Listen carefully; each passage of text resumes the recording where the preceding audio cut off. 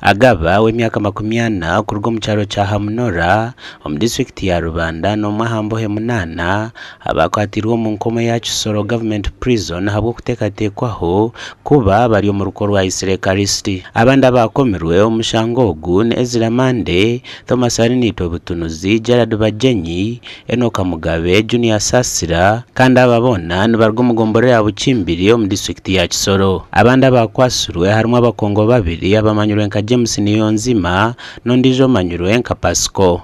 Ahabiri 17 byo kwa kabiri umwaka ogu shahamwenda z'ekiro abatura bakashaba karisi kwimuka kabahwera omukutwaro muturo mu irwaro bitko bashyiro mu muhanda bamukwata bamwita niko kumwibaho nesimu. Polisi yakacondoze nshongezi niko kukwata Agaba n'abandi mushanju. Agaba kurabira umuriro yawe Felix Bakanyemonera akashaba kote nkuru mu rukabare kware kurwa agumizengu nashasha n'indwara ya kansa ngo kandi ni wari kureberera bekaye. Bito muramuzi wa kote nkuru mu rukabare Samuel Makol yayanga kwicuruza kushaba kwemererwa ngo agumizengu nikibasa kuteganisa kucondoza.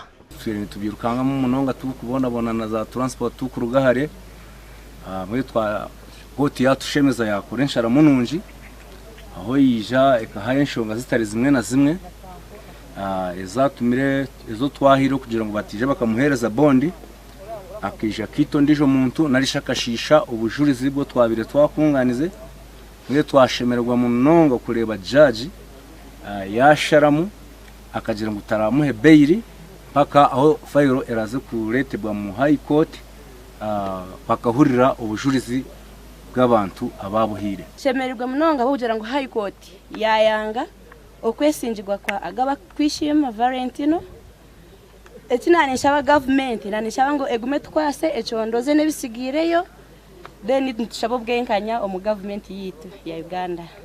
Gashakwa Job namanya